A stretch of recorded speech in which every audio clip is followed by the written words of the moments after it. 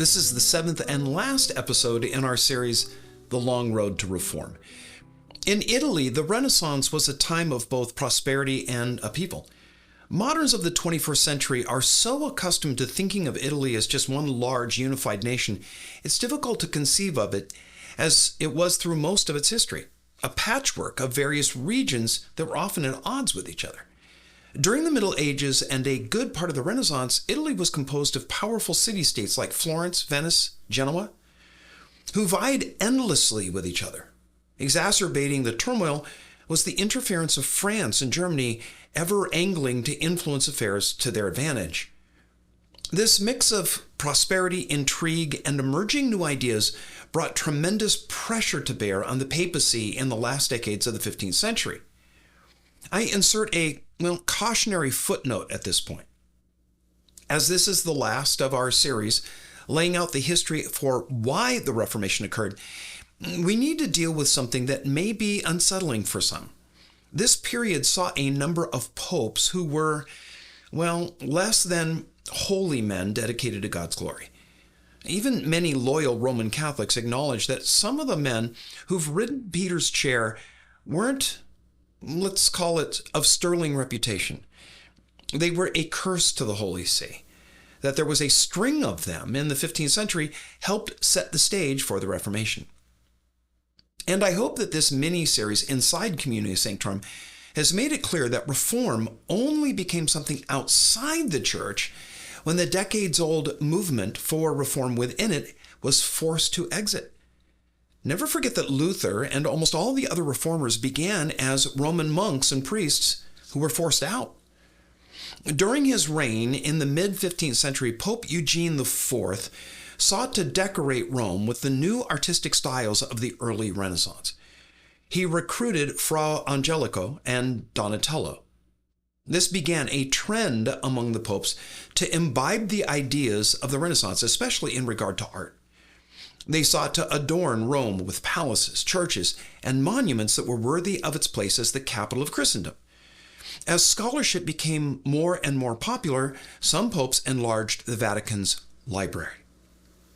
Now, all this construction wasn't cheap, especially the work on St. Peter's Basilica.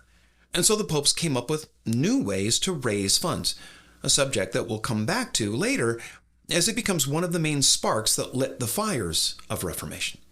Not all Renaissance popes were focused on the arts. Some were warlords who led military campaigns. Others took delight in playing the high-stakes game of political intrigue. Eugene IV was succeeded by Nicholas V, who spent his term from 1447 to 55 trying to gain political dominance over the Italian states. His goal was to turn Rome into the intellectual center of Europe. He recruited the best authors and artists. His personal library was unrivaled across Europe. But being a scholar didn't preclude him being brutal. He ruthlessly pursued and executed any who opposed him. During his reign, Constantinople fell to the Turks. He called for a great crusade to retake the city, but everyone knew that he was only seeking to increase his own prestige, and so they ignored him. His successor was Calixtus III, who served only 3 years. Now, Calixtus was the first pope of the Spanish family of Borgia. Under the guise of standing against an invasion by the Turks, Calixtus embarked on a campaign to unite Italy by military conquest. Nepotism reached a new height during his reign. One of the many relatives that Calixtus elevated was his grandson Rodrigo, whom he appointed as a cardinal. This Rodrigo would later become the infamous Alexander VI. The next pope was Pius II, who served from 1458 to 64. Pius was the last of the Renaissance popes who took his office seriously. He tried to bring about the much-needed reformation of the church, but his plan was stalled by powerful cardinals. Pius was a true scholar who began work on a vast cosmography. Unable to complete the work before he died, it was instrumental in shaping the ideas of a certain Genovese ship's captain named Cristoforo Colombo, or Columbus. Pius II was followed by Pope Paul II, an opportunist who, upon learning that his uncle, Eugene IV, had been made pope, decided that a career as a churchman was more promising than his occupation as a tradesman. His main interest was collecting jewelry. His lust for luxury was proverbial, his concubines even acknowledged by the papal court. Pope Paul wanted to recover the architectural glory of pagan Rome and devoted vast sums to the work. He died of internal bleeding brought on by his debauchery. Sixtus IV served from 1471 to 84 and came to power by literally buying the papacy. Corruption and nepotism reached new heights. His sole aim was to enrich his family, one of whom would become Pope Julius II.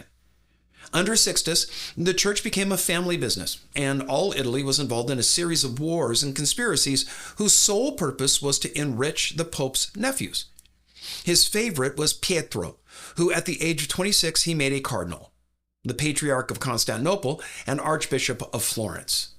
Another nephew plotted the murder of one of the Medicis in Florence, who was stabbed to death before the altar while saying a mass. When the dead man's relatives took revenge by hanging the priest who had murdered him, the Pope excommunicated the entire city of Florence and declared war.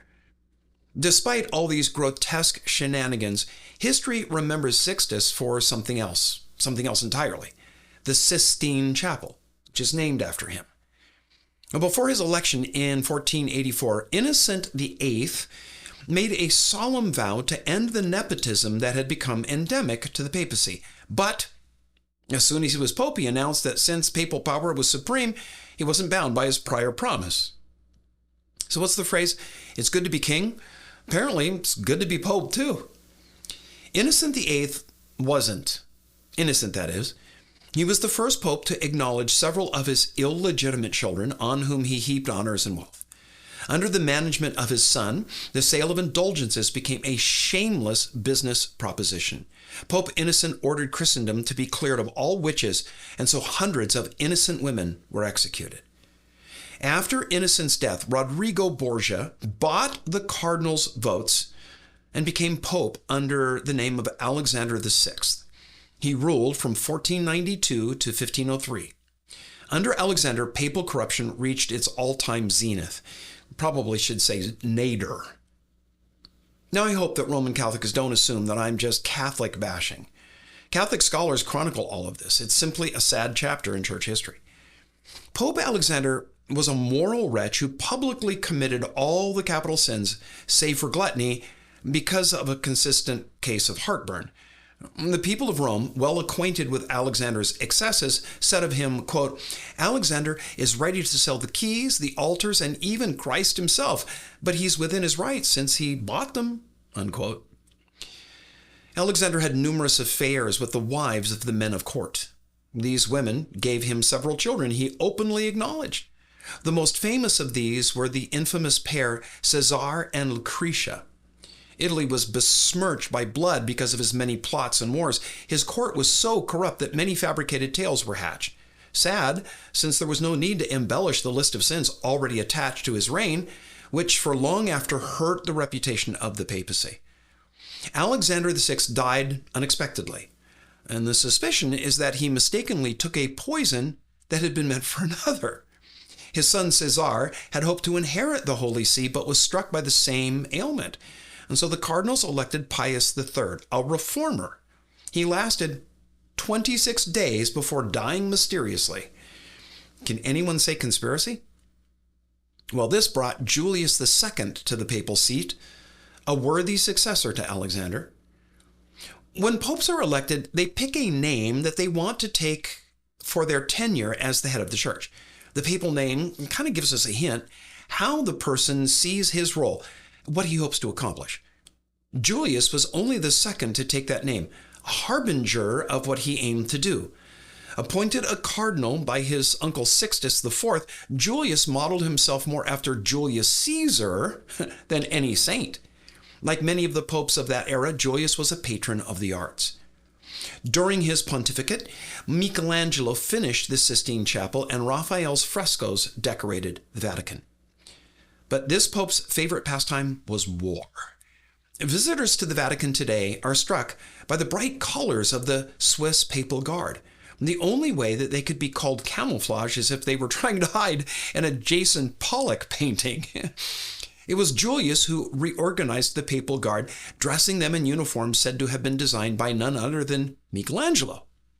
Now, we might expect a pope to make a poor general, but Julius was so successful in his military and diplomatic exploits, it was rumored that he might finally achieve the unification of Italy. Of course, France and Germany opposed those plans, but Julius defeated them both in diplomacy and on the battlefield. He died in 1513, earning the epithet Julius the Terrible by his contemporaries. Now, he was succeeded by Giovanni, son of Lorenzo de' Medici. Giovanni took the name of Leo X, and like his famous father, Leo was a patron of the arts. He failed to consolidate Julius's military and political gains, and in 1516 was forced to sign an agreement with Francis I of France that gave the king enormous authority in church affairs. Leo's immersion in the world of the arts overshadowed his pastoral concerns. He was determined to complete St. Peter's in Rome. The financing of that project was the main purpose for the sale of the indulgences that provoked the protests of a certain German monk named Martin Luther.